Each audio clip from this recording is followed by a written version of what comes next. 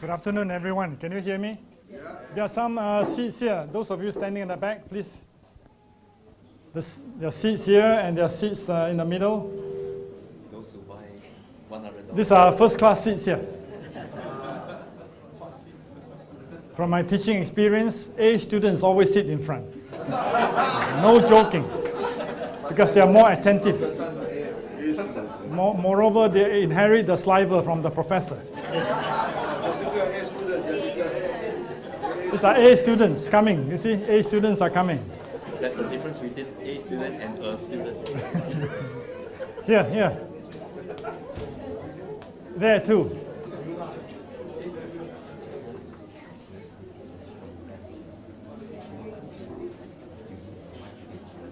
Fill up the seats. There are some seats here. There are two here. I told my experience very briefly because of time. In fact, this morning's sermon, it was cut short by quite a bit because even though without translation, there was too much material packed into it. It started when I was attending meetings in Manila, in SSD. So while I was there, I had to speak 4 times. I had to make 4 presentations. After making the first presentation, everything went well. But after that, wow, I began to feel bloated stomach. When the stomach was bloated, you had no desire for food. You see, not only with a bloated stomach, unusual fatigue set in. So I was to deliver another message the second day. I had to ask someone to take my place because I could not get out from the bed for nothing. You see, so I knew something was wrong with me. So the division officers sent 3 ladies to bring me to the emergency room of Asian Hospital in Makati. And so the 3 lovely ladies, I call them the 3 angels, accompanied me to the emergency room. So waited in the emergency room. Doctor came in, asked me some questions, said, "What's wrong with you?" I said, bloated stomach, no appetite, and so on. "What did you eat?" and so on and so forth. So he merely gave me some medication to ease the bloating sensation. And after that, I cut short my stay in Manila and flew back to Washington, D.C. And when I went back there, I had to see, because whenever we get sick, we have to see the General Conference physician. You see, he has the responsibility of caring for all our health. So he said, "There's something wrong with you." Of course, I already knew that.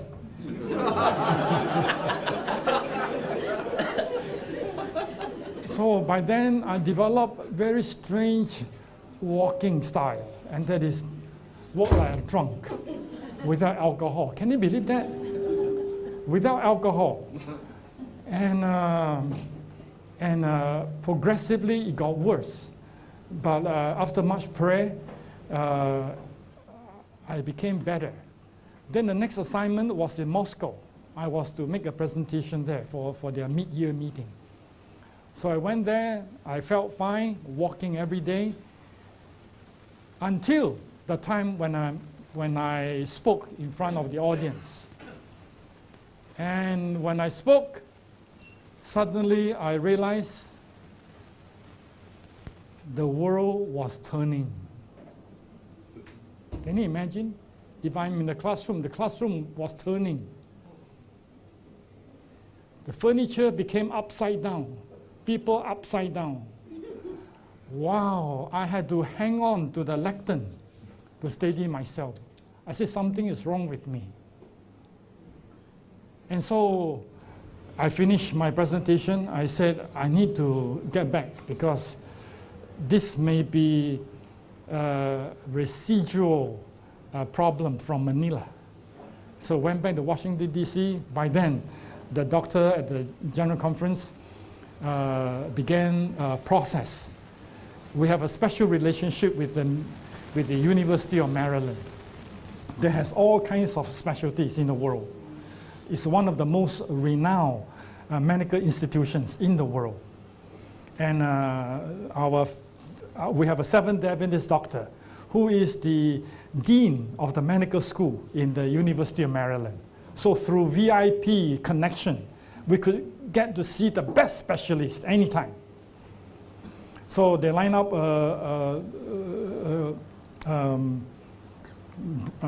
neurologist. Can you imagine? I was in a meeting at the general conference. Suddenly a call came from the University of Maryland. It said, Mr. Ng, we need to see you. Sure, doctor, I will be there. Who are you? I'm the head of the neurology department of the University of Maryland. We need to see you. Sure, I'll be there in the morning. He said, no, now. We need to see you now, right now. It was already 5:30. It was getting dark. And man, where do we go? Well, you go to the emergency room right now. There'll be two physicians waiting for you. Both are neurologists. And they will interview you because we saw something we did not like in the MRI. Remember, you said nothing inside? Yeah. So that was the interpretation. But this is second and third neurologists, because all the time they thought something wrong with my brain. And so we were there. So sure enough, the two neurologists was there. Asked me all kinds of interesting questions. I managed to answer correctly. They said there's nothing wrong with your brain. But you walk. Okay, the test of the walk is the same test as they do for people who are suspected of drunken driving. Put one foot in front of you and then walk. If you cannot walk, that means you're drunk. They'll pull you over, give you a breathing test on the instrument. So I walk. Of course, I tumble over. The physician had to hold me tight. I couldn't even finish the short walk, less than 3 meters. Oh, what shall we do with this man? So, okay, second MRI. Wow, can you imagine going through that tube? And the magnets just circling around you. Very intimidating experience and very expensive, $3,000 one MRI. Wow. So went through second MRI. They sliced my brain into many hundreds parts. You know, look, nothing wrong with you. Your brain is fine, only nothing inside. Then I mentioned about the hearing test. Yeah. You know, I forgot something. They shook my head to see anything coming loose from the ear. Can you imagine that? Violent shake. They pump warm water into my ear canal to simulate motion, to see how I reacted to the motion. In, out, left and right ear. Oh, I almost died after the 3-hour test. Such a rigorous test, which I've never, ever experienced in my life. The technician printed a thick ream of paper. The physician, the ENT specialist had to check everything. He said, there's nothing wrong with you. Then next was endoscopy. Meantime, three blood tests, stool, urine, everything, X-ray. From the crown of my head to my toes, everything was tested. You know, so at the end of which I mentioned this morning, this is the end of medical science. Very discouraging situation. So immense extremity, God deliver me from that terrible misery. Every morning when I woke up, my wife would say, how are you? I said, how can I be well when there is no pill in my hand to swallow? I was looking for pill all the time. And how can doctors give me pill when they did not know what I was suffering from? It's a vicious circle. You see, wow, I tell you, lying in bed maybe 23 hours out of 24 hours. Can you imagine? Not an ounce of energy to stand up. So finally I said, how can you be lying in bed all day long? You're going to die. You know, so I persuaded myself, when are you going to get up? Okay. 5 more minutes, I'll wake up. 5 minutes. Then went back to sleep. Woke up, already 20 minutes. When are you going to wake up? Oh, no, another 10 minutes, please. Constantly arguing with myself, persuading myself to get up. You know. Finally, I got up, went outside, walked a few steps, had to come in. One day I was sitting in the garage, and one guy in a truck came by. He saw me sitting there, and then he shouted at me, is that a punishment sitting in the garage? But who in the world would sit in the garage? Only a fool would sit in the garage. Something was wrong with me. What happened was, there was no coordination between my brain and my body. Okay? For example, if I were to go to the refrigerator to get something, I'll be walking toward the refrigerator. My brain knew when to stop, my body did not. So when I went toward the refrigerator, I stopped, but the body continued until I hit the freezer. No coordination. I'll be going to in the doctor's office. I was very thirsty, wanted to get a drink from the water fountain. I walked. I knew when to stop, but the body continued and hit the wall without any measure of controlling whatsoever. Could not control. So what happened, according to doctor, again, is a hypothesis. The virus destroyed the connection between the brain and the body. This is a part of the automated nervous system. You know, we don't even think about it. You know, our heartbeat, sweating, and so on and so forth, were all designed by a merciful God. So what happened was, if I walk and someone comes the other direction, there is no telling which direction I will hit the person. Can you imagine? Uncontrollable. So many times I hit women coming on the other side, and they always gave me a dirty look. As if I was intentionally bumping into them. Can you imagine? So I was never used to that dirty look. Wow, it was shocking. Could not control at all. And so if I walk, I will have to tell myself, you know, to replace the automatic nervous system. I said, okay, walk, body, follow the brain. Walk, maybe 30 steps. When you come to the end of 30 steps, make a turn to the left. Turn to the left. No problem. No problem. No shaking, no wobbling whatsoever. If I forgot to tell my body, I will be spinning all over the place. No coordination. Body did not know. It did not tell the body. Whereas in our normal person, it's all automatically done. The body knew when to turn, the brain will inform the body, and it will turn at the same time. Wow, I couldn't drive for months. My wife had to be the chauffeur. Usually, I like to drive. You know, sometimes I get tired, I'll let her take over. You know, because I tend to be sleepy when I drive, especially long distance driving. You know, so I said, okay, take over, because I'm feeling sleepy, you take over. Okay, but when she takes over driving, I cannot sleep anymore.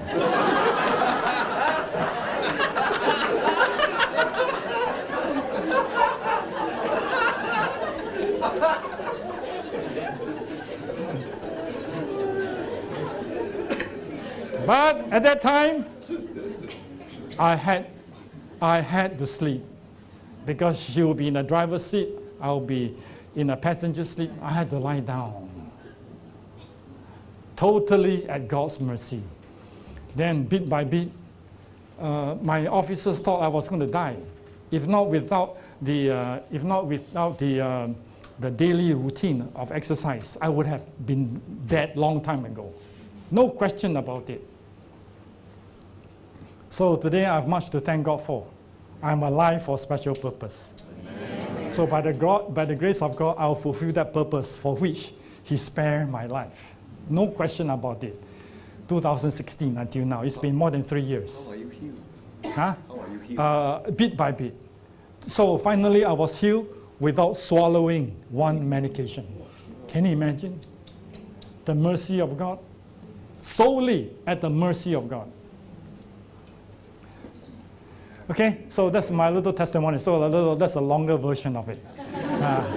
If you want to read the story, 7 lessons from my mysterious sickness, that article, you can find more information. Okay, but that's not not what we are here for.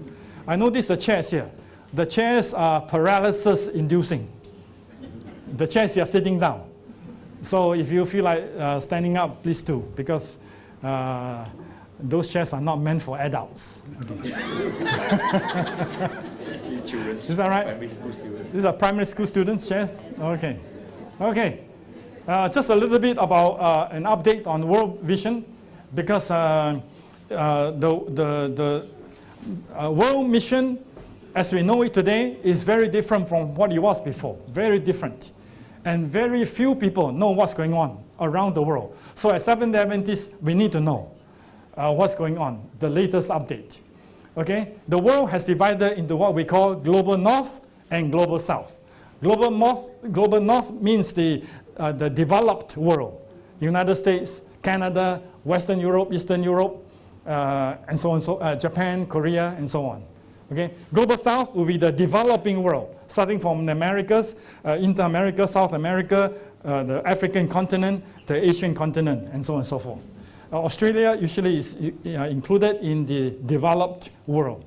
Okay? So, this is the situation. Okay? Sorry.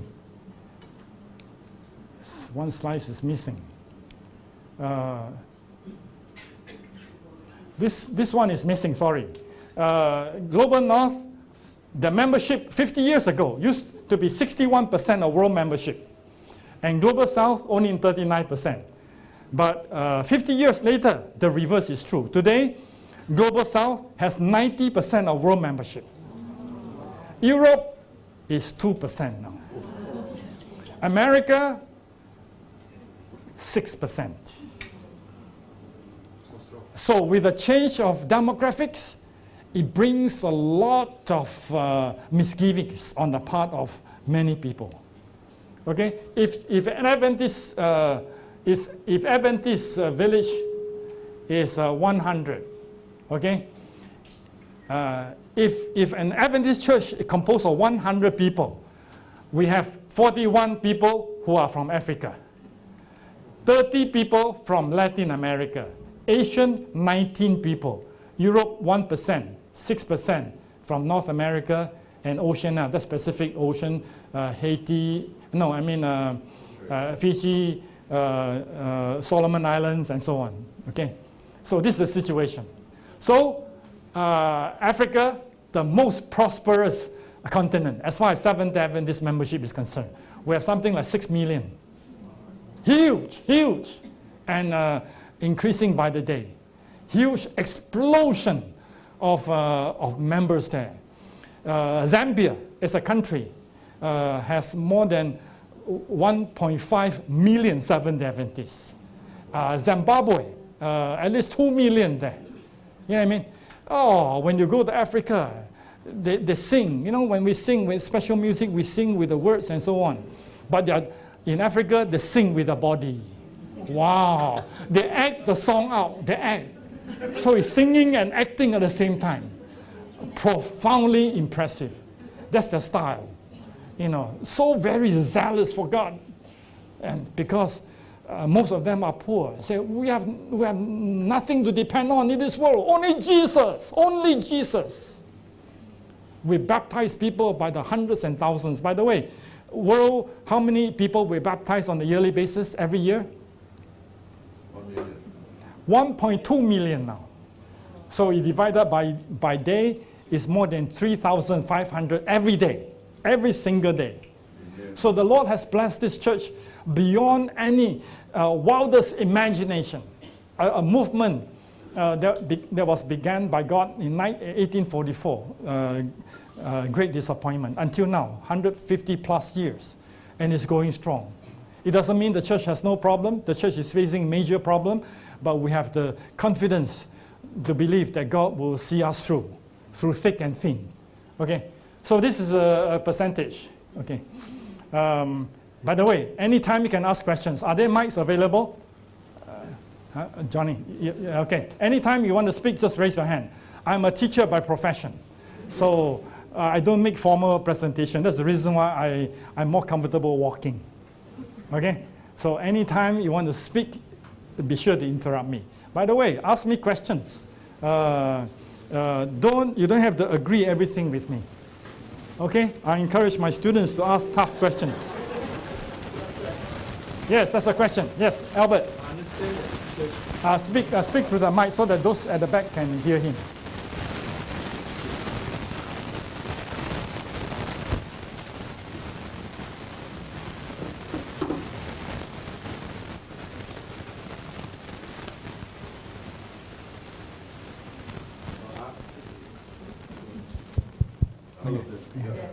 Yeah, I understand that our church membership is growing very fast, but I also realize that every church in terms of membership is very small.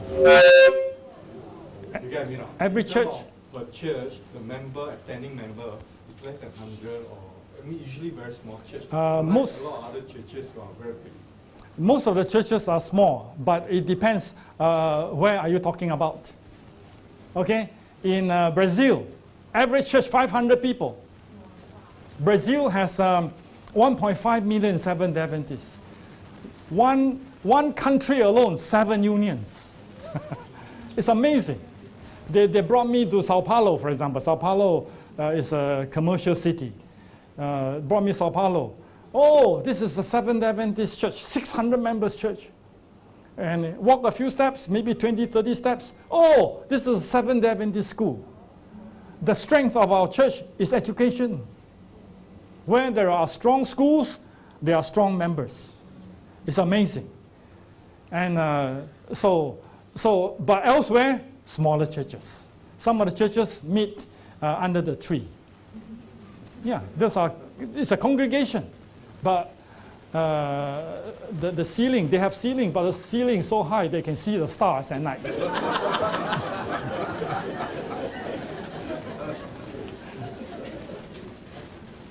Okay, any other question about world mission? Yes, there's a hand there, behind.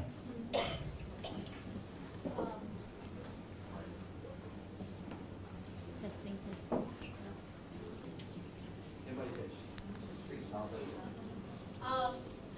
The percentages you quoted are the latest statistics.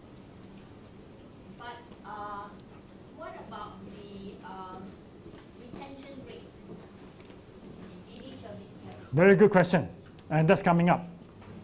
Okay, so this is the purpose of our seminar. Okay, story is told of a bat epidemic in a particular town. There's a great infusion of bats from the surrounding area, so much so that even churches were invaded by bats. So in that particular town, there was a ministerial fellowship of 3 churches. Then the 2 men look at the Seventh-day Adventist pastor. Hey, Pastor Bob, what is your solution as a Seventh-day Adventist pastor? Wow, the pastor swallowed a little bit. I said,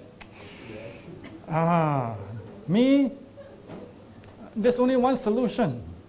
I baptized them. And they never came back.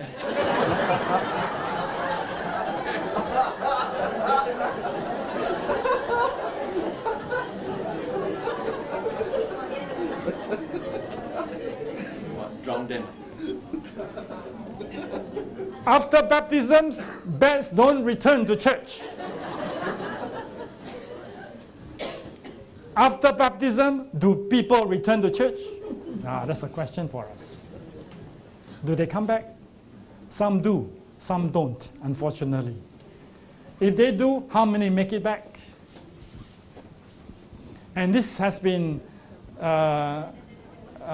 negligent on the part of the church. People baptize, and look at the statistics. These are the baptismal figures every year. More than 1 million people baptized through the years. This is 2012, 2017. Okay? Lots of people being baptized every year. What then? What is our accession? Means plus profession of faith. Losses. This is 1 million. This is 750,000. Look at the losses every year. Some of the losses are due to membership audit, because what we have on the books and what we have in attendance are very different. So how do we reconcile the two? Okay? So we have to know our losses. Some are dead. Huh? Some are dead. Some are dead. How do you know? In a Seventh-day Adventist church, Seventh-day Adventist members have eternal life. Because they never die. We never report them dead. They have eternal life here on earth. The name is still on the books for years, 20 years after they are dead, still there, still alive. It's incredible. So we encourage our churches to clean their books. If they die, they die. Please, don't make them come alive.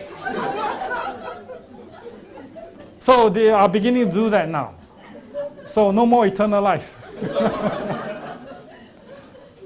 Okay, if you compare the gains and losses, 1.3 million for the latest one, 1.3, but losses 500,000. So the average through the years, they tell me, our statisticians tell me, about 42%. It's between 42 to 45%, somewhere there, because it varies every year. So basically, as a rule of thumb, we say 42%. That means 100 people were baptized, 42 eventually leave the church. How many of us can stomach that tragic loss? Tragic, almost 50%. 42% loss rate. Okay, so during the last 50 years, we baptized 22 million people, 14 left. 14 million people left. How many members we have in the church today? Roughly? 17. 21 already. Yes, 21. If not of these losses, 21 plus 14, how many you have? 35 million. A church of 35 million. Tragic losses, 14 million for the last 50 years. Okay, Luke 15 has 3 parables. The first one is a parable of the lost sheep. How many sheep the shepherd had? 100. How many was lost? 1. How many percent lostness? 1%. Okay. Next one, parable of lost coin. How many coins did she have? 10 coins. How many was lost? 1. How many percent lostness? 10%. 10%. The next one, prodigal son. How many sons did the man have? 2. How many was lost? Are you sure? That's a catch question. That's a loaded question. Be careful, a loaded question. Both were lost, isn't that right? That's right. But one was found Yeah. after he was lost. But at the all things being equal, one was lost. So how many percent lostness? 50%. Okay. The story is told of a quack doctor. This quack doctor came to town, very popular because he could heal all manner of sickness, which other doctors did not have the capacity to heal. You should have seen him. Huh? And there was one man, he was very angry with this quack doctor. He knew this quack doctor was a quack. He did not even go to medical school. How can a doctor practice medicine without medical training? So he wanted to expose this doctor that he was a quack. So one day he pretended to be sick. So he went to see this doctor. Oh, Mr. Bob, how are you doing? Oh, not well, doctor. What's wrong with you? Wow, I lost my sense of taste. No bitterness, no sweetness, no saltiness. I lost it. Oh, you lost your sense of taste? No problem. Let me go to my medicine chest.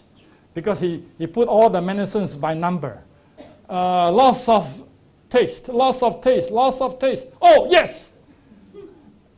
Medicine chest 125. Took it out. Said, stick out your tongue. One drop of this medicine will cure you. He stuck out his tongue, dropped a bit of medicine onto on his tongue, and he shouted, Doctor, that medicine is gross. Congratulations, sir. I have healed your loss of sensation. Well, Bob was very angry. See, this doctor is very smart. Very smart. He could tell they was trying to expose him. So he lied low. 3 months later, he came back again, pretending to be sick. Oh, Bob, are you still tasting well? Yeah. Sense of taste is okay now. What can I do for you? Well, I have a hard time remembering. There's a loss of memory. Loss of memory? No problem. Let me go to my medicine chest. Loss of memory, loss of memory, loss of memory. Yes, medicine 125. Took it out. But doctor, that's what you gave me last time. Congratulations, Bob. I have cured your memory loss.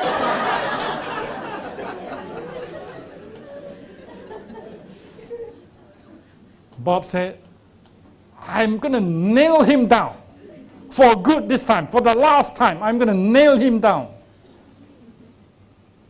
So he lied low 6 months. Came back to the doctor. Oh, how are you, Bob? Long time no see. How have you been? Not well, sir. Not well. What's wrong with you this time? Oh, I can hardly see. I can hardly see. Oh, you have a loss of vision? Really?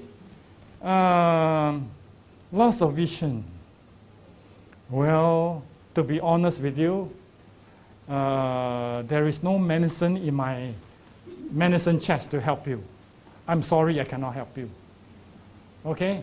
I have to send you home because there's no medicine for you. But to compensate for the trouble of coming here, okay, I'm going to give you $50, okay, for your transportation, for your taxi. Okay? Here is $50 for you. And Bob said, he took a look and said, this is $10, not $50. Congratulations, sir. I've cured your loss of vision. As a church, are we having loss of vision and loss of memory? We know members are disappearing, but we choose to look the other way, as if the lostness has not taken place. We know in memory there have many people been baptized in the past, but they are no longer with us. So we choose to forget. We choose to have selective memory. What shall we do? This is the problem that the church is facing, unfortunately. Membership loss versus medical. So it's a leaky bucket syndrome. We baptize, on the other hand, 1.4 million and counting every year, and yet people keep losing. So it's a missiological black hole. Why is that so? There are many, many reasons. I'm just briefly going through some of them. I see a hand at the back. Yeah, there's a hand there.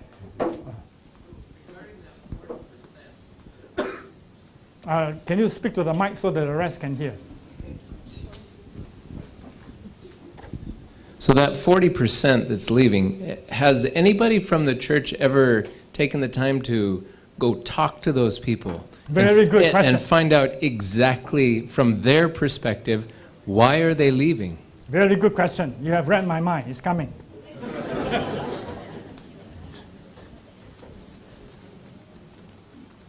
Okay.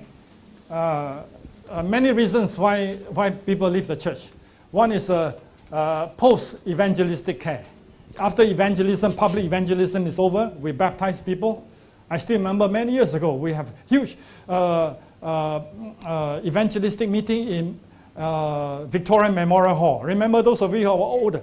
I tell you, huge campaign by Forrest Detamore, one of the foremost evangelists the church has ever produced. Short fellow, but a dynamite. Tremendous speaker. And hundreds were baptized every time he came. Long campaign, 3 months campaign. Then you have Don Jacobson. Then you have other speakers. Sometimes we had it in Singapore Conference Hall, remember? and so forth.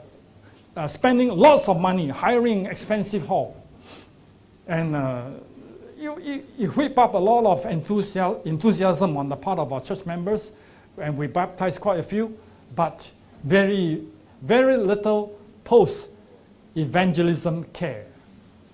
After people have been baptized, then what? We have to ask that question. Short-term mission, and so on and so on. Okay, let's go to one. Public evangelism. Public evangelism is perceived to be the mother of all evangelism. Over-dependence on public evangelism to the exclusion of other methodologies. This seems to be the go-to methodology to baptize people because it's effective. But what is the outcome, the long-term outcome? Disaster, membership lost.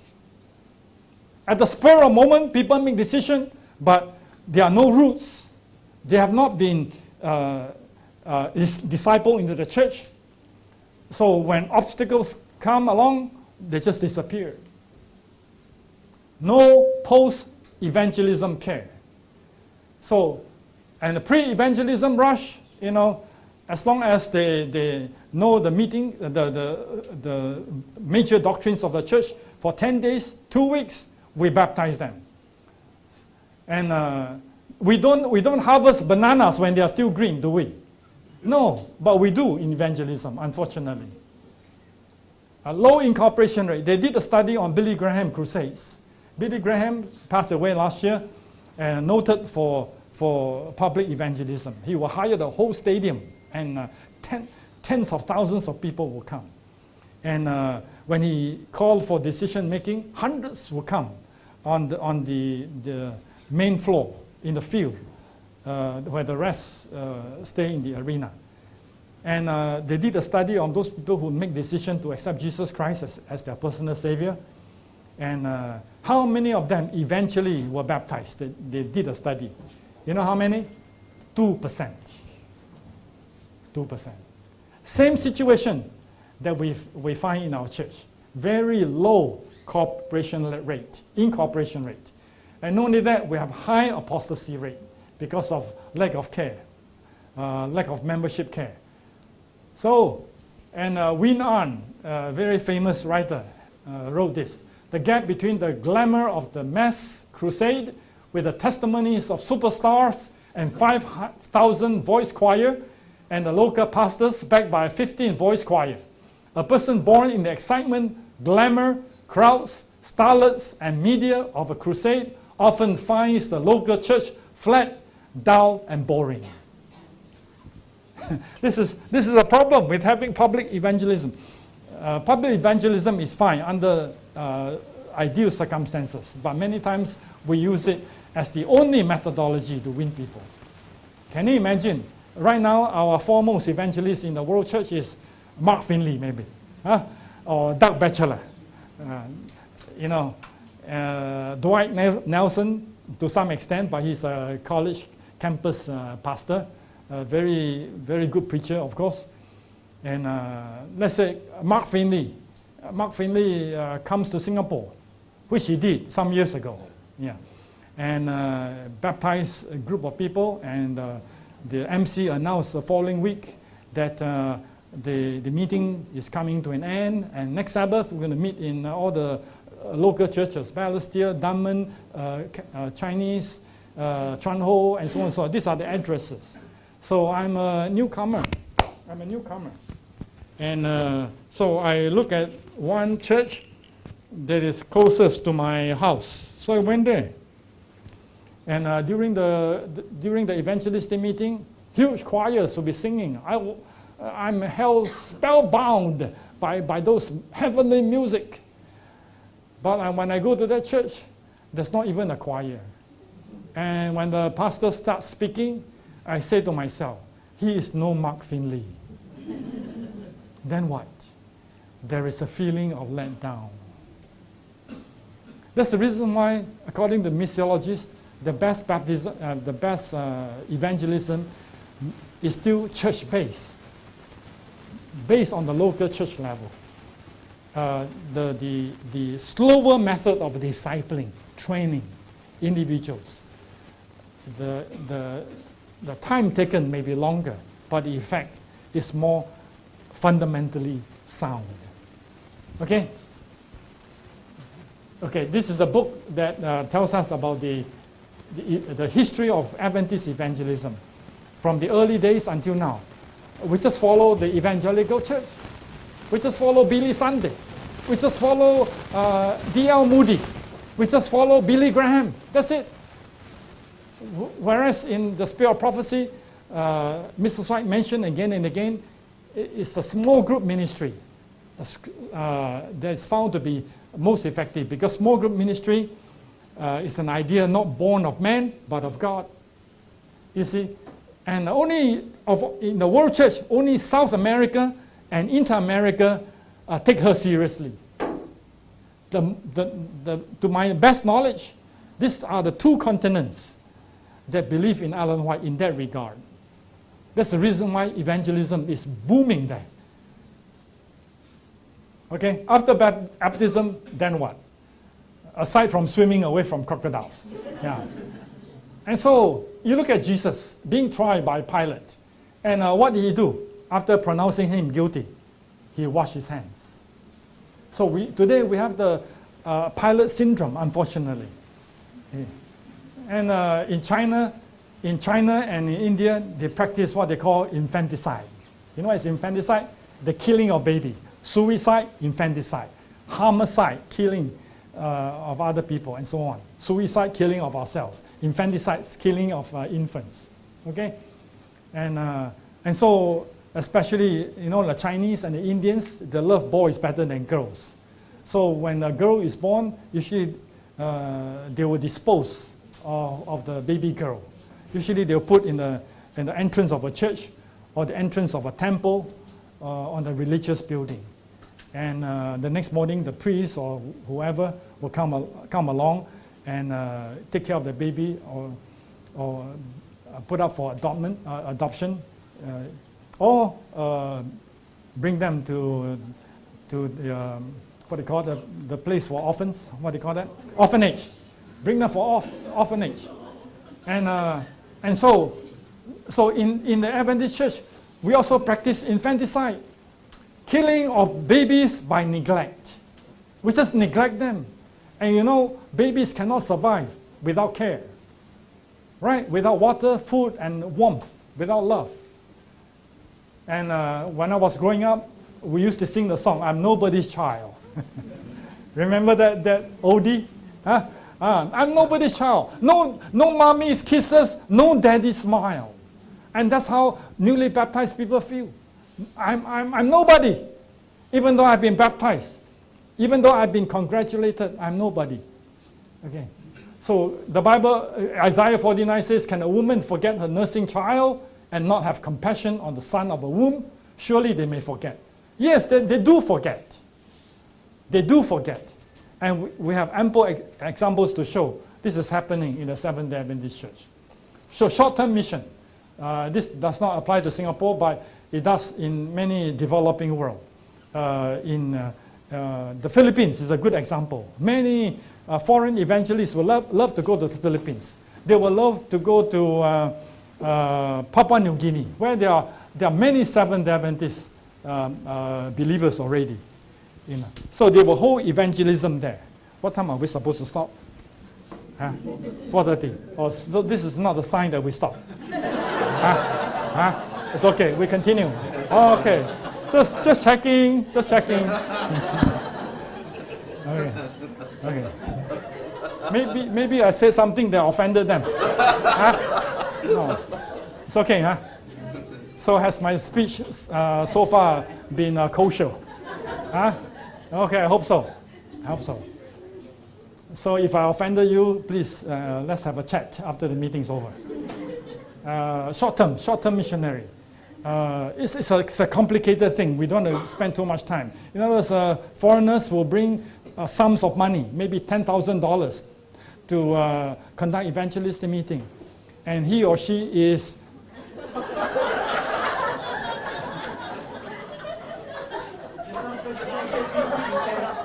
Feel free to stand up, guys. feel free to stand up. So all of them are just But they go too far. They are not standing up, they are leaving.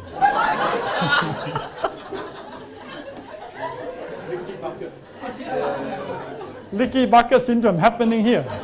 We are leaking now, we are leaking. So where were we? In the bucket. Short-term mission.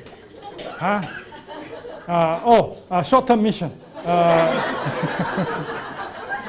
$10,000, and by giving $10,000, some of them, I heard people telling me, we guarantee 100 souls. Can you imagine that? I heard a horror story the other day. One country I shall not name, buying baptismal candidates. Unthinkable. In a continent that is not very far from here and not very near too, so you cannot guess.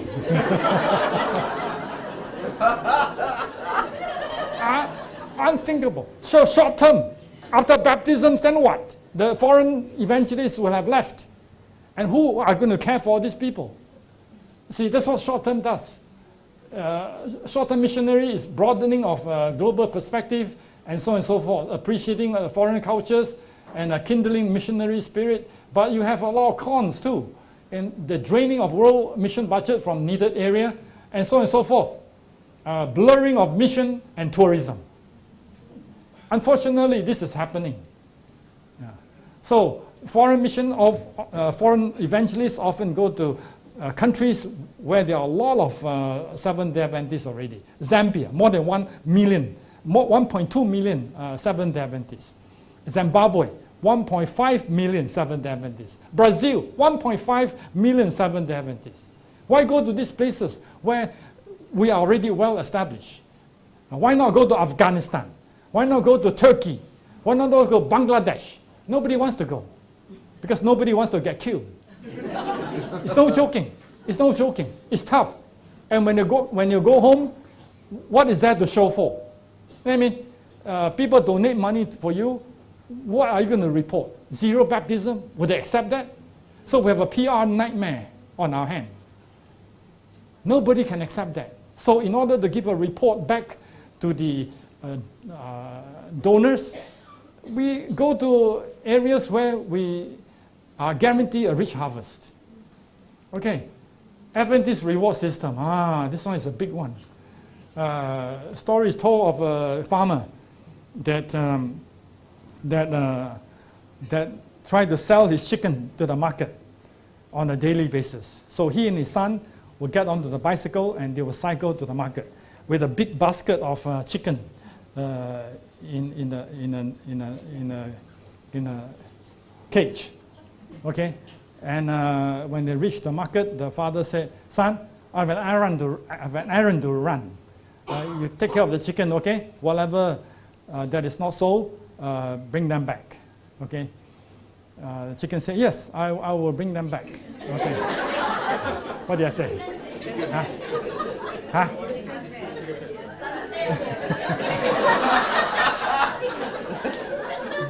The day is getting longer. Okay, I will bring the chicken back. And so he paddled. Afternoon, he will paddle. He did not sell any. He failed to sell any chicken. So he paddled chicken back, hit a stone, the bicycle tumbled over, the cage was open, all the chicken disappeared. Wow, he was panicky. So he ran back and forth, catching those chicken and put back into the cage. You see? So he even went to the neighborhood and tried to find them. Finally, he had all the chicken back to the cage, continued to cycle home. In the evening, the father came back. He said, son, how is it going? He said, sorry, I did not sell a chicken. But along the way, I met an accident, and all the chicken disappeared. How did you catch them back and put them back into the cage? Yes, I did. How many do you have? 20. Oh, he said, son, you have done well. Because when we left this morning, we left with 15.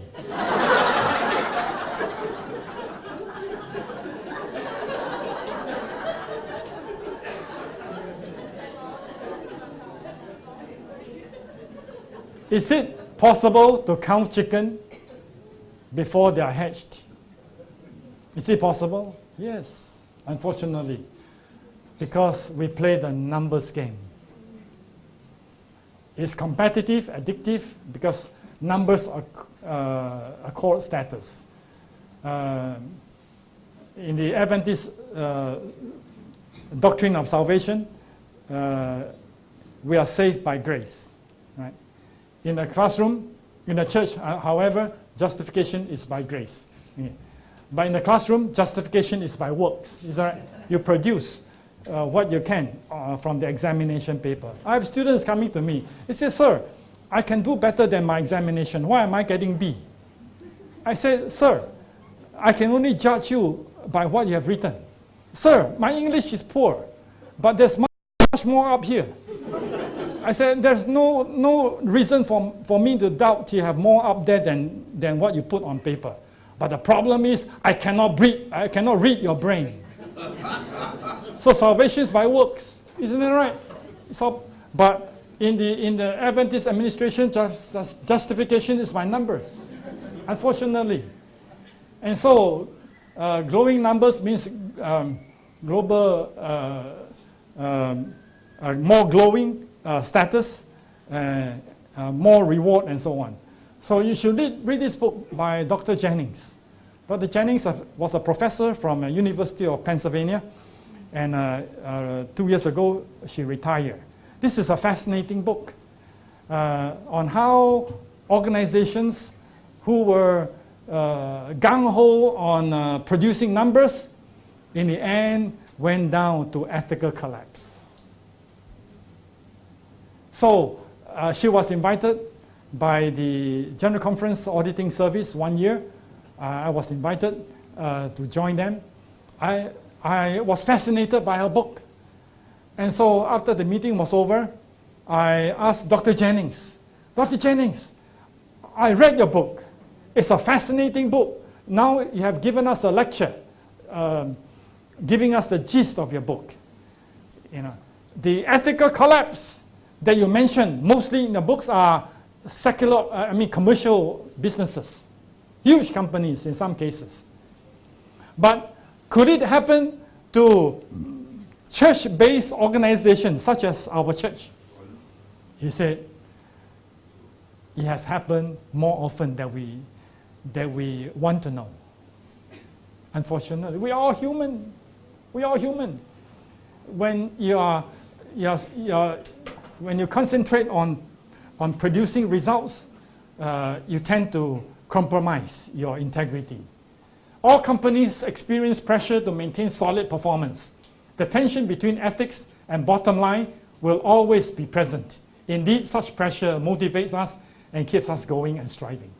But in the first sign of culture at risk for ethical collapse, there is not just a focus on numbers and results, but an unreasonable unreasonable and unrealistic obsession with meeting qualitative goals. Wow. Quantitative goals. This is astounding. When you concentrate too much on quantitative goals, you tend to compromise your standard of ethics. So who are guilty? For-profit organizations and non-profit organizations of noble origin. They are spiritual organizations, but under the guns, they compromise. Subtle message to employees: meet your numbers or you're out of job or out of favor. Not just pressure to meet numbers, but pressure so great that they made up numbers. You know, when it's accounting, when it's finance, you have creative accounting. For education institutions, you have the manipulation of numbers to achieve ranking. Unfortunately, this is happening, according to her research, which took years to accomplish. It's scary stuff. It's a wake-up call for our church as a spiritual organization. One manager was told to meet the numbers but not to do anything stupid. The manager concluded, I will be stupid not to make numbers. For survival, right? It's a preservation, self-preservation. You have to meet the numbers. Cook up numbers if you don't have numbers. See, that's the pressure. So obsession with numbers impairs judgment and robs dignity.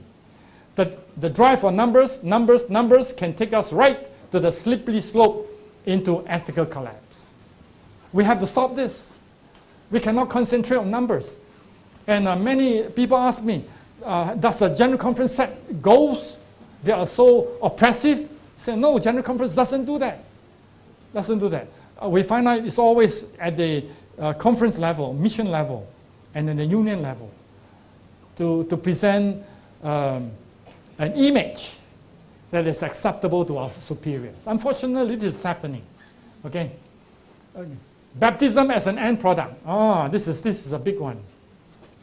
Okay? I'm always leery about mass baptism. You know, they baptize 23,000. Wow. I say, I'm nervous. 23,000 members. After baptism, where do they go?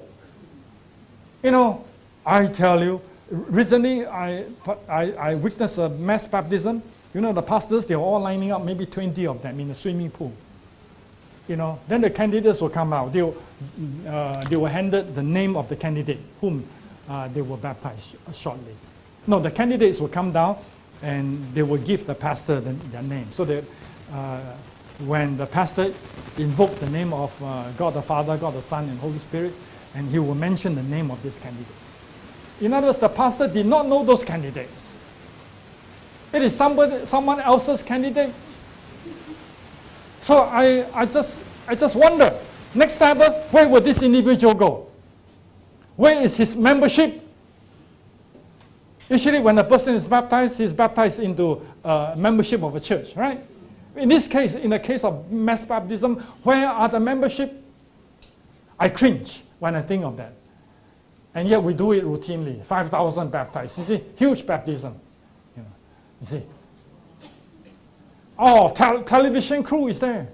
You know, and glamorous picture, you see, and so on and so forth. So when Jesus says, go into the world, go therefore and make disciples of all nations, baptizing them in the name of the Father and of the Son and the Holy Spirit, teaching them to observe all things I've commanded you. Okay, in this we have to go to the original language of the New Testament, which is Greek, because we cannot find out what is the goal of the Great Commission, except to read the Greek language. In Greek, we have what we call participles. Participles are helping verb. Okay, for example, I walk. Walk is a verb. And walking is participle. It's a helping verb. Okay? So that's participle. Another Greek grammar is imperative. Imperative is a command. This you must do, that you must do. Usually it's the heart of the sentence. Okay? So in this Great Commission, what are the participles? Okay, there are three of them. Going, baptizing, and teaching. Helping verbs. Helping what?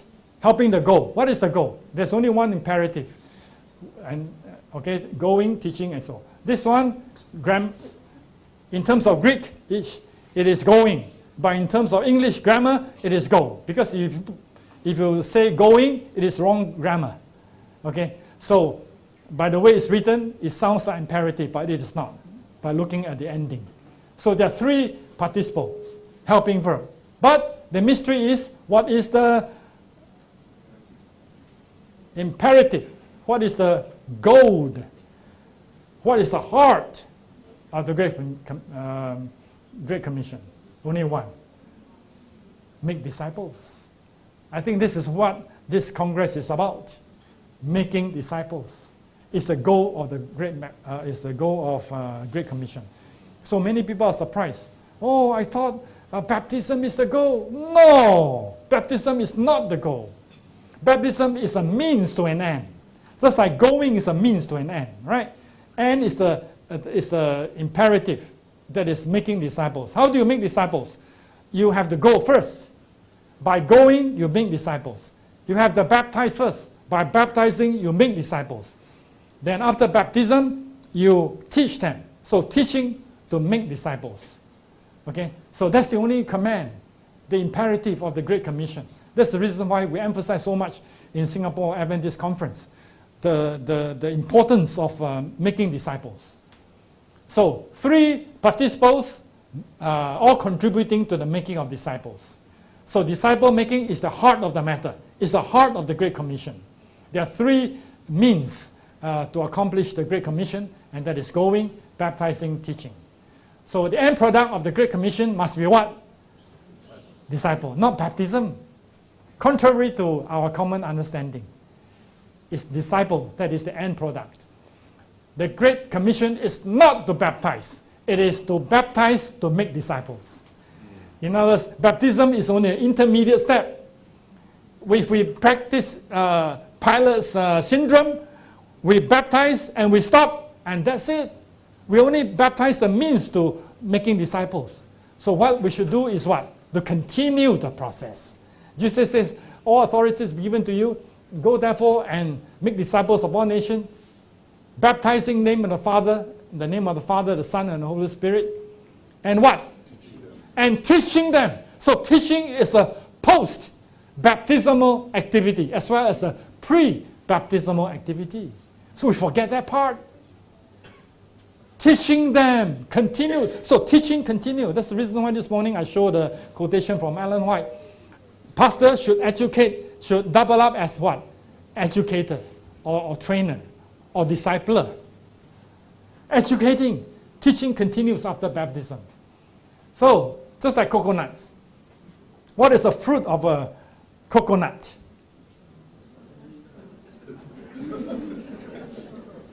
What is the fruit of a coconut? That's not my question. What is the fruit? What is the real fruit of a coconut? Another coconut tree. Thank you. Another coconut tree. You must be in my class before. Another coconut tree. All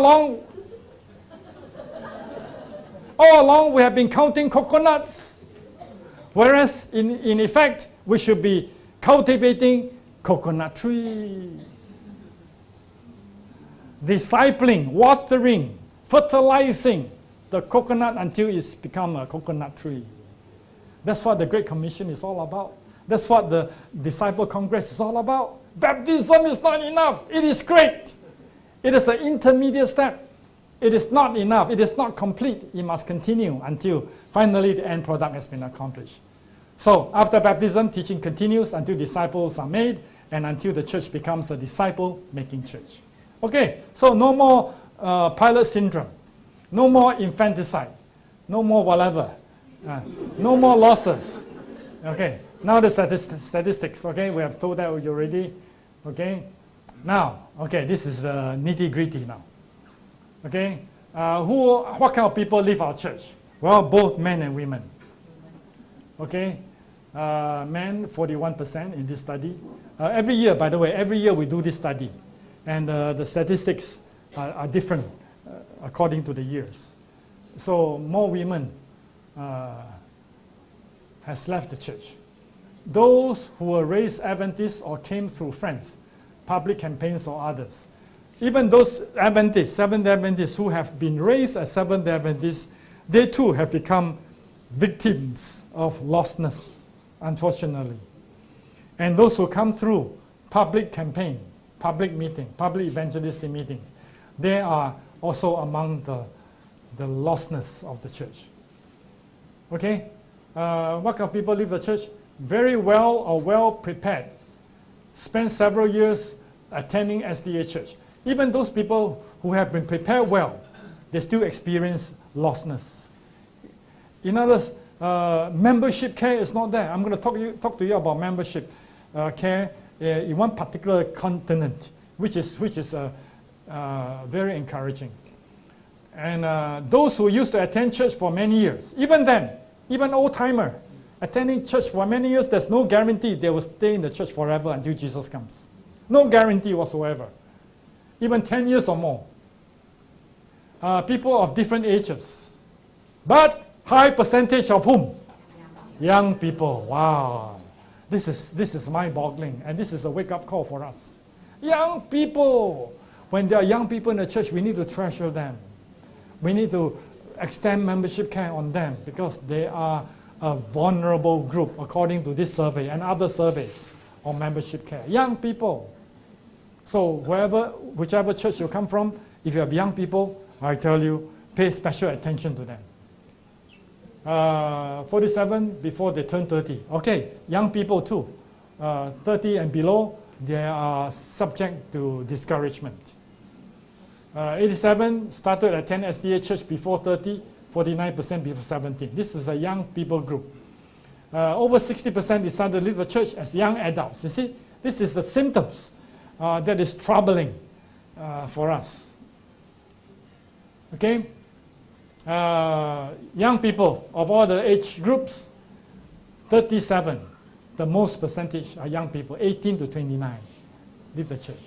This is a serious hemorrhage of the church. This got to stop. Because young people are the assets of the church. And they are the lifeblood of the church. We need to take care of them. We need to make sure they are well cared for. See, 37. Okay, how did you decide to leave the church? Okay, as young adults, 62%. Of all the people who have left the church, 62% belong to this age group. What are the reasons? That's the question earlier. Okay. What are the reasons? Well, the church I'm currently attend has some problem. Previously attended church I grew up. So usually the current situation, that is, what situation? Lack of fellowship. Wow, this is another wake-up call for us. Lack of fellowship. Huh? Lack of follow-up. Fellowship too, as we will see in the next slides. You know, we need a lot more interaction among our church members because our worship tend to be formal, very formal. You know, we sit down for Sabbath school program, Sabbath school class, then we sit down again for worship service, and if you have potluck, that's a plus. But if you do not have potluck on a weekly basis, fellowship is deficient. So lack of follow-up after baptism is a real problem. The climate and relation in the church, okay?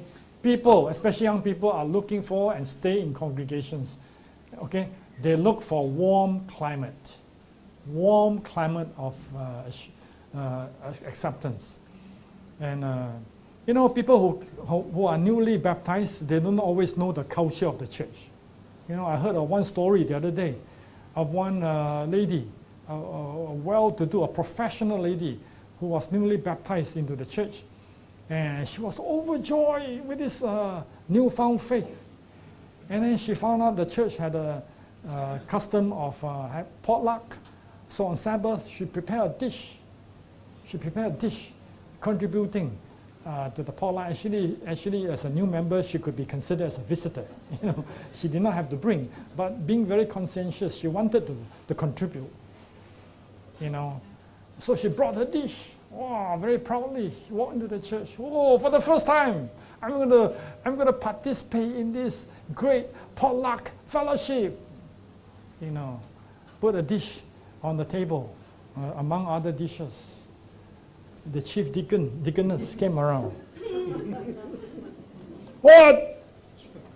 Beef stew.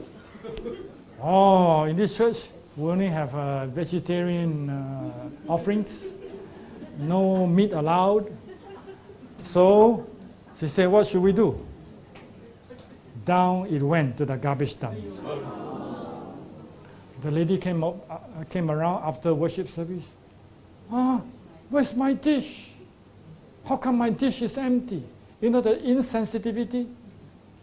We have to educate the church, not only the newly baptized people, educate the church to be more accommodating, to close one eye. These people are growing. They are not instant adult, they are baby in Jesus, baby in their faith. You know what I mean? So we have a lot of education to do on our part, to educate our members to welcome new believers. So warm a climate of acceptance. Thinking climate, frank, open exchange of views. Okay, support during time of crisis. Who doesn't have crisis? And when there's no small group, there is greatly deficient in terms of fellowship and sharing of burden. Especially women. Women are very different from men. Men, when they have problem, they keep everything inside. That's why they die younger. But women is different. Maybe women must express it out to get it out from the chest. Isn't that right? My wife and I used to conduct a lot of marriage enrichment seminar, and that's why we tell people, okay, when it's my turn, I will dismiss all the men, and I talk only to women. You know what is it like to be a man? Huh? What's it like to be a man? So I tell them, dismiss them after 1 hour. Then all the wives, all the men will come. Okay, then my wife will tell them, you know what is it like to be a woman? What is the number one need of women? Do you know that? Huh? That's why your wife talk non-stop. There's a reason for that. There's a biological reason for that. Then she will quote science and so on. How experiments were done on women and men.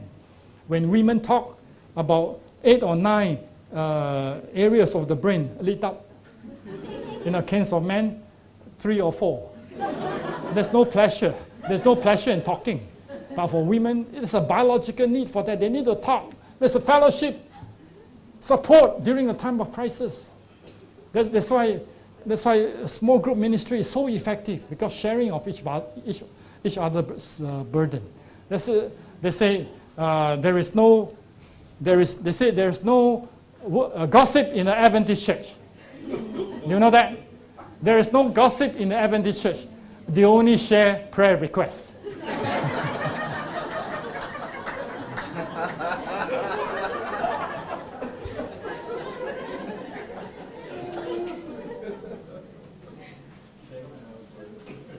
Compassion for hurting, successful conflict resolution.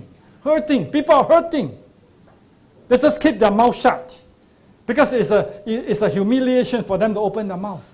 So we have to give permission for church members to open our mouth, open our hearts, open our soul to each other, and pray for one another. We need that desperately. This will stem the tide of exodus from our church. Okay, these are all lessons we learn from people who have left the church. We interview them, hundreds and thousands of them. And these are the things they tell us. These are not made up scenarios. These are real cases, proven by statistics. Okay, life event in the year leading up the decision to stop. Okay, what is the most traumatic event? Serious sickness. Oh, this is very encouraging. When a person is sick, oh, you say, is God punishing me? Huh? Are there sins in my life? that make me deserve to be sick? What's going on? You know, they need some enlightenment on why sickness comes about. When I was sick, I tell you, I never been sick before in my life. Not that serious. So doubts came to me. Incredible. Now I can sympathize people who are really sick. Because self-doubts came to you. What's wrong with you? There must be something wrong with your life. So, oh, is God angry with me for something I've done or not done? You know, and am I going to live? I'm going to die? How long am I going to live? Doctor has no solution so far after 3 months. What is my future? You know, what's going to happen to my wife? What's going to happen to my children? And so on and so forth. You know, finally, I discovered music therapy. I chose a song called, no.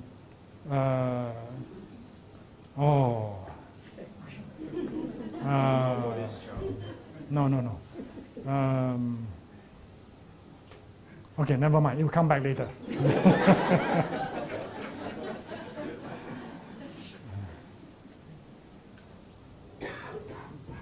Only trust Him. Only trust Him was my song. Despite of adversity, despite of darkness, only trust Him. Only trust Him. That's it. And when I sang that song, when there was peace, I could sleep. Okay, major sickness, then what? Marry or divorce, move to a new town and so on. Those are all stresses, life stresses. What event triggered your decision to leave? So these are very small. This one is very interesting. Hypocrisy. Full of hypocrites. Next one. Marital difficulties. Next one. Lack of friends in the church. Next one. High level of conflict in the local church. Next one. Other family conflicts. Next one, personal conflicts in the local church and so on. These are major factors affecting the departure from the church. And these are some more reasons: lack of discipleship and involvement, lack of support, lack of friends. They are all revolving around the same support system, which is lacking. Meaningful wish. This is something. Many of our former friends believe our worship play a very important role in the Christian experience. Those who found preaching at church relevant or helpful to their daily lives were 450 times more likely to want to remain active in the church. Okay, the quality of sermon, the warmth of the fellowship, the warmth of the worship service. Unfortunately, in some of our churches, the songs we sing tend to be funeral songs. Oh, I tell you, funeral songs. Unlike those songs upstairs, lively, alive. I love those songs. What's the name of that lady? Sheena? I said, Sheena, this group should continue, combining of all the talents from different churches. Call yourselves Celestial Anthem, whatever. You know, continue the tradition of producing such beautiful music. Okay? Oh, there's so many. Okay? Points of attraction to the SDS church. Why are you attracted? Why do you decide to join the Seventh-day Adventist church? Okay, fellowship. Top reason why people join the Adventist church, because of fellowship. And there are other studies which we will have no time to go into. Friends and loved ones play a key role in bringing people to church. That's the reason why we don't go knock door to door, because it's a cold turkey approach, which is not as effective as doing oikos evangelism. That is working along your cell group, your cell group of, the circle of friendship among your colleagues, among your relatives, among the loved ones. Those are the easiest ones. Okay, and so this is friendship that ranks number one. Originally brought you to this congregation. Who brought you to this congregation, again, friends. Friends. It's the same thing, again and again. Okay? What is the foremost reason to remain part of this church? This is very interesting. Doctrines of the church. Number one. They have no problem with doctrines of the church. People leave the church not because of doctrines they do not agree with. It's usually about human factors, unfortunately. Always human factor. Nothing doctrinal. And that is a wake-up call for us. My church is helping me to grow closer. Okay? Points of attraction to the SDA church. What's most attracted you? Oh, this is all. Okay? And so, okay? Lack of effective follow-up system. What happened after they left? Majority were contacted by someone, 60%. In this one research, another research, 83%. So these three researches vary because they are conducted in different locality. Approximately 1/3 were visited or contacted by church pastors or elder. Only 15% were visited, contacted by phone or email by a pastor, and so on and so forth. In other words, not everyone has been contacted after they have left. In other words, why go back to church if I'm not missed? You know what I mean? I'm not missed. And 1/3 of people come and visit me to show sympathy, to show kindness, to show concern, and so on. I think by far that's the biggest factor why they have not been followed up, even after they have left. Lack of information from the local church. Is your name still on the membership list? Not sure. Majority of them say not sure. Did you decide to withdraw or were you expelled from the church? Never discussed with me. It's my decision to leave the church. Retention survey. What happened when they stopped attending church? Okay. How many attempts have been made by former Adventists to visit them? 1 to 3%. 1 to 3. Okay. Okay, we can go on forever. But I want to tell you a good initiative by the South American Division. The South American Division, they have instituted a new program called Reunion Program. What reunion? They have assigned membership care to church clerks. Okay? Sometimes we expect too much from our pastor. We think pastor should do everything. That's not right. Pastor is only the trainer. The rest of us are the legs and feet of Jesus. We should do our part. If following up people who have not been to church, if it is my ministry, then I will do the visitation myself. We should start a former member ministry. This is what we do. It can be spearheaded by the church clerk. It can be spearheaded by an elder and so on. You know, some kind of a ministry must be done on the local church level. So that's what they do. They have been doing that for 3 years now. And it's a very moving program. So once a year, they have called the Reunion Day, Reunion Sabbath. Sometimes they do it twice a year.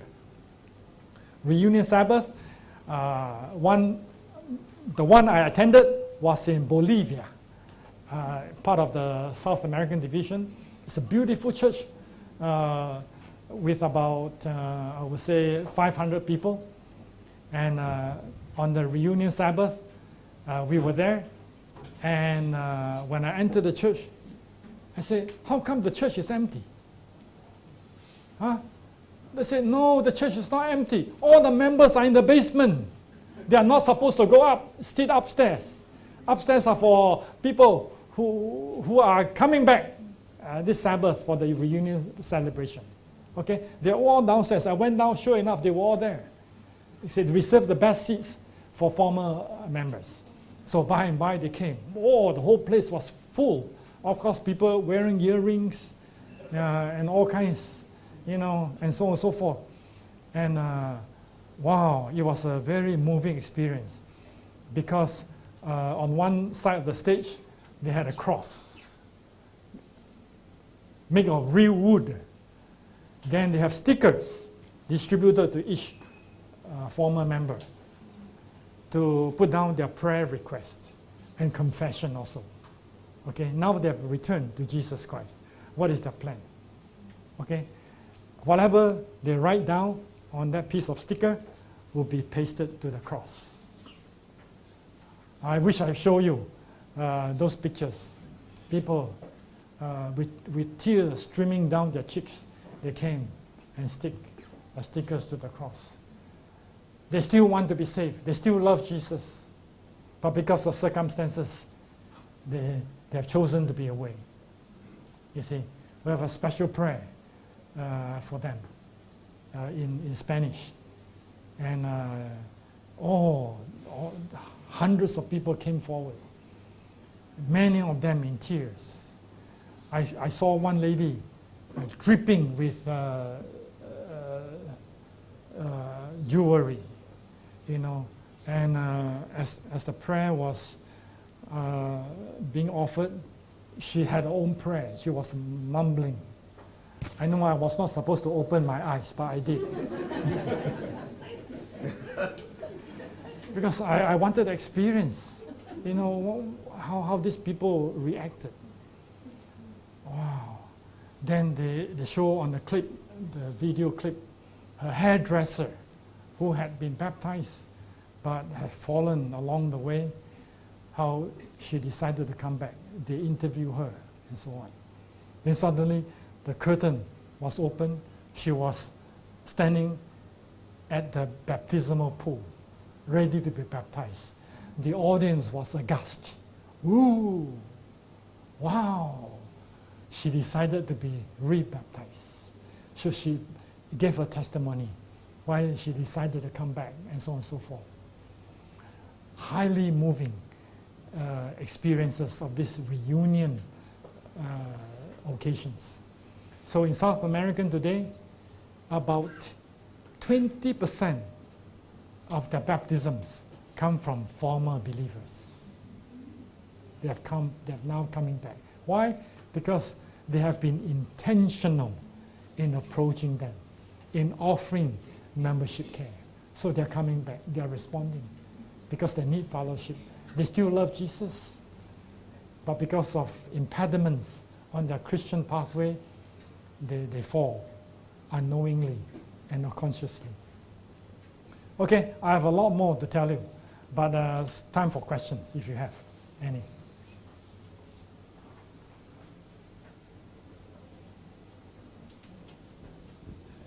Okay, all understood. Okay, you don't have to stay longer than you need to. So, I'll turn over.